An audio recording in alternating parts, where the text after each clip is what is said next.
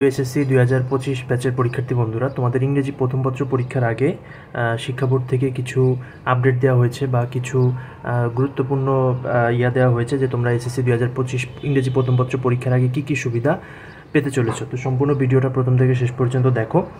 So প্রথমত বিষয় হচ্ছে তোমাদের ইংরেজি প্রথম পত্র পরীক্ষা হচ্ছে 15ই এপ্রিল মঙ্গলবারে, এবং ইংরেজি দ্বিতীয় পত্র পরীক্ষা হচ্ছে 17ই এপ্রিল বৃহস্পতিবার। ইংরেজি প্রথম পত্র এবং দ্বিতীয় পত্রে আলাদা আলাদা করে 33 পেয়ে পাস করা লাগবে না। এটা একটা তোমাদের জন্য শিক্ষা মন্ত্রণালয়ের তরফ থেকে একটা গুড নিউজ। আচ্ছা, দুইটা মিলে তোমাদের হচ্ছে প্রথম পত্র এবং দ্বিতীয় পত্র দুইটা মিলে হচ্ছে তোমাদের একসাথে পাস করলে ওটা পাস চলে আসবে। অর্থাৎ প্রথম পত্র এবং দ্বিতীয় পত্রে মোট 66 পেলেই হচ্ছে তোমাদের পাস চলে আসবে। সো তোমরা এটা নিয়ে অনেক টেন্স ছিল, অনেকে হচ্ছে এই বিষয়টা জানতে না। সো এই বিষয়টা হচ্ছে তোমাদেরকে ক্লিয়ার করে দিলাম। এবং তার পাশাপাশি আরেকটা বিষয় হচ্ছে যে আরও কী কী সুবিধা তোমরা পাচ্ছ সেটা একটা উদাহরণস্বরূপ আমি তোমাদেরকে বলতে চাই। ধরো কেউ ইংরেজি প্রথম পত্রে 30 পেলো, সে কি তাহলে পাস করবে?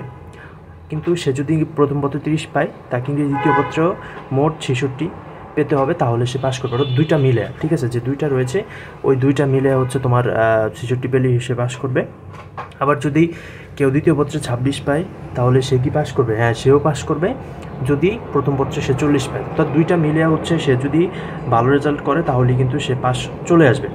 একজন শিক্ষার্থী প্রথম পত্র এবং দ্বিতীয় পত্র দুইটা মিলিয়ে 200 নম্বরের মধ্যে যদি 160 পায়, তাহলে সে প্লাস, 140 পেলে এ, 120 পেলে এ মাইনাস, 100 পেলে বি। বির গ্রেডের নিচে পেলে ভালো কলেজ ও বিশ্ববিদ্যালয়ে ভর্তির ক্ষেত্রে অসুবিধা হবে। সো এই বিষয়গুলো হচ্ছে তোমাদের ইংরেজি পরীক্ষার আগে বোর্ডের তরফ থেকে এই জিনিসগুলো জানিয়ে দেওয়া হয়েছে, এবং এই জিনিসগুলো তোমাদের জন্য খুব অনেকেই কিন্তু জানতে না, সুখবরই বলতে পারো। সো আশা করি তোমাদের ভিডিওটা ভালো লেগেছে। অবশ্যই সম্পূর্ণ ভিডিওটা যারা দেখেছো সকলকে অসংখ্য ধন্যবাদ।